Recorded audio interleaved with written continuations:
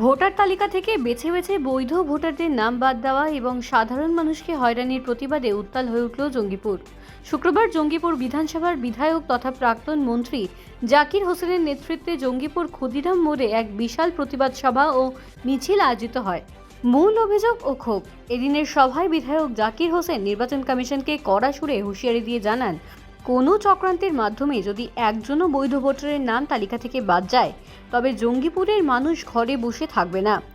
তার অভিযোগ, বেছে বেছে সাধারণ ভোটারদের হয়রানি করা হচ্ছে এবং তালিকা থেকে নাম বাদ দেওয়া হচ্ছে।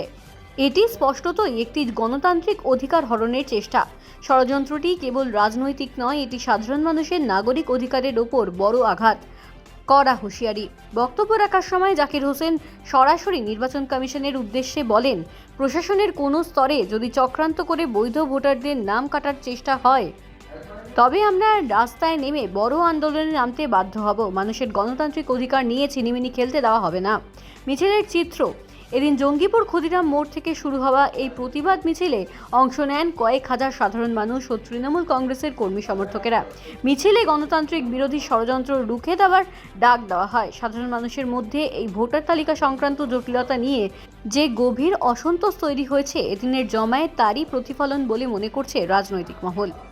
আপনারা দেখুন যে লাইন শেষ হয় না, মানুষকে কিভাবে আপনি হয়রান করেছেন। আমরা চাই মাননীয় মুখ্যমন্ত্রী সুপ্রিম কোর্টে লড়ছে, আমরা এলাকায় লড়ছি এবং এইভাবে জনসাধারণকে আমরা হয়রান দিতে পারছি না। আমাদের ভারতবর্ষী নতুন করে পরিচয় দিতে হবে। ভারতবর্ষের চারটে স্তম্ভ: জনপ্রতিনিধি, জুডিশিয়াল, ব্যুরোক্র্যাট এবং এই চতুর্থ স্তম্ভ হলো সাংবাদিক ভাইরা। চারটা কি হয়রান রেখেছে। কিসের গণতন্ত্র? আমরা রাজতন্ত্র মনে হয়ে গেছি। আপনারা মিডিয়া ভাই বলুন, তাদেরকে ছাড় দেওয়া হচ্ছে না কেন? বাংলা বিদ্রোহী করছে। বাঙালিটাকে আমাকে এক হতে হবে। আজকে বাংলার ঋষি মুনিকে অপমান করা হচ্ছে। যে নেতাজি সুভাষচন্দ্র বোস যার প্রাণ দিয়ে ভারতবর্ষ স্বাধীন হয়েছে, তার ফ্যামিলিকে ভারতীয় পরিচয় দিতে হবে। অমৃত সেন, তাকে পরিচয় দিতে হবে। আমি একজন দুবারের বিধায়ক, আমার বাবা দাদুর নামে দলিল আছে, আমাকে পরিচয় দিতে হবে। এই যে আমাদের দেখছেন অ্যাডভোকেট, তার 65 বছর বয়স, সে 40 বছর অকালিতি করে, তাকে পরিচয় দিতে হবে। এই আমাদের গণতন্ত্র।